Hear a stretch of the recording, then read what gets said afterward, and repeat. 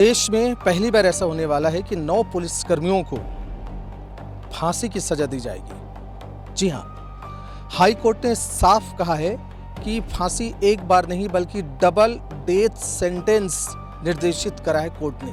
Court ने साफ कहा है कि इन्होंने जो काम किया है वो बहुत ही विरलतम काम है, ऐसा नहीं होता, इसीलिए इन्हें 2 बार फांसी दी जाए। सोचिए, इस घटना से, इस फैसले से पूरा देश में चर्चा का विषय बन गया है। तो वही जो वर्दी के आड़ में उसका दुरुपयोग करते हैं, टॉर्चर करते हैं, परेशान करते हैं, उनके लिए एक सबक होगा ऐसा माना जा रहा है। पूरा मामला क्या है आपके सामने है। नमस्कार। दरअसल तमिलनाडु राज्य में एक जिला है तुतिकोरन, वहाँ एक गांव है शांतानुकुलम।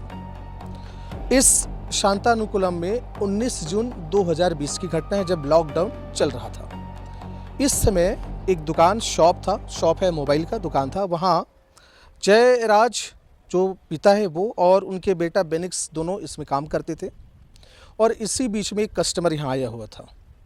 कस्टमर ने मालिक को कहा, दुकान मालिक को यानी जयराज जी को, कि उनको कहा कि भाई पुलिस वाले आ रहे हैं, बंद करना पड़ेगा।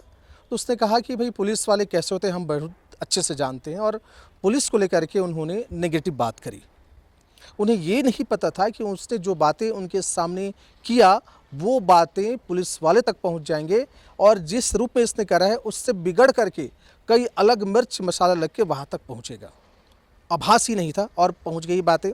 फिर क्या था, पुलिस वाले आए और 19 जून को ही उनको दोनों को गिरफ्तार कर लिया, थाने में ले जा के गए।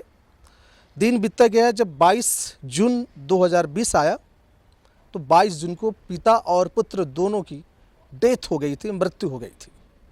मामला बड़ा भयानक था, पूरा परिवार तबाह हो गया था, और ये कारण था टॉर्चर का।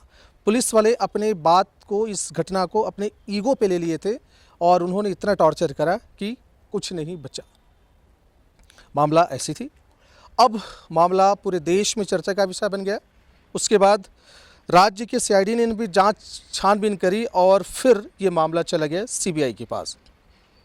सीबीआई ने छानबीन करी, जांच किया, और तमाम साक्ष्य, सबूत, सीसीटीवी कैमरे के फुटेज वगैरह सारे इकट्ठे किए गए थे। पहली बार ऐसा था कि 10 पुलिसकर्मी वाले इसमें दोषी पाया गया।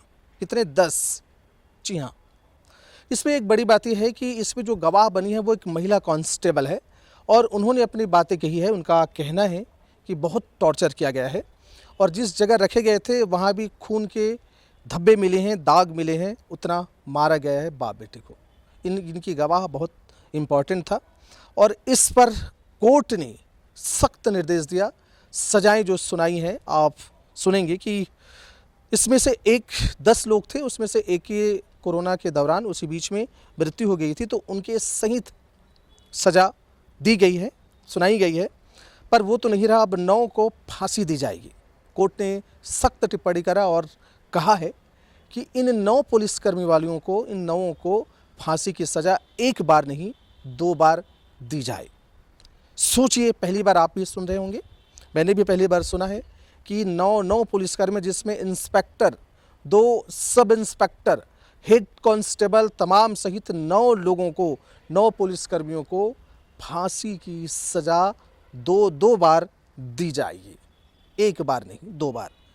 इस घटना से पूरे देश में ये घटना चर्चा का विषय है, और तमाम जगह ये छाए हुए हैं कि आखिर ये फैसला लिया गया है। और इससे एक बात तो स्पष्ट होता है कि सोचिए, हाई कोर्ट ने ये सख्त निर्देश दिया, फैसला लिया है, सजा का प्रावधान किया है, तो कितनी बर्बरतापूर्वक उन दोनों बाप बेटे पर पुलिस वालों ने टॉर्चर किया होगा। सुन करके सहम जाएंगे आप। कल्पना करिए उस दृश्य, उस घटना का। 9 पुलिसकर्मी पर गाज गिरी है, और इतना गिरी है कि तमाम चीज़ें। कोर्ट का कुछ वाक्य उन्होंने लिखा, मैं आपको पढ़ के बताता हूँ। कोर्ट ने जो कहा है, कोर्ट का मानना है कि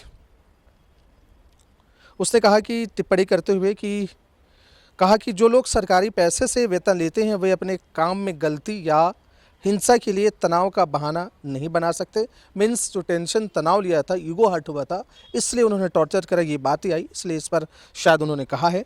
और इसमें बड़ी बात है कि सीसीटीवी की जो फुटेज साक्ष्य मिले हैं आमतौर पर नहीं मिलता, वो बहुत ज़्यादा इस केस में निर्णायक रूप में रहा है, उन्होंने सपोर्ट किया है। कोर्ट ने साफ कहा कि राज्य में कई ईमानदार पुलिसकर्मी भी हैं, लेकिन ऐसे गंभीर मामलों में सिर्फ उम्र कैद जैसी सज़ा से पुलिस के भीतर ज़रूरी डर नहीं बनेगा, ज़रूरी डर पुलिस के भीतर नहीं बनेगा, इसलिए उन्होंने ये सज़ा सुना दी है। बड़ी खबर है और समूचे देश में इसकी चर्चा है। जी हाँ, इस विषय में आप क्या सोचते हैं, अपना विचार ज़रूर साझा करिएगा। आपसे निवेदन है कि सब्सक्राइब करिए।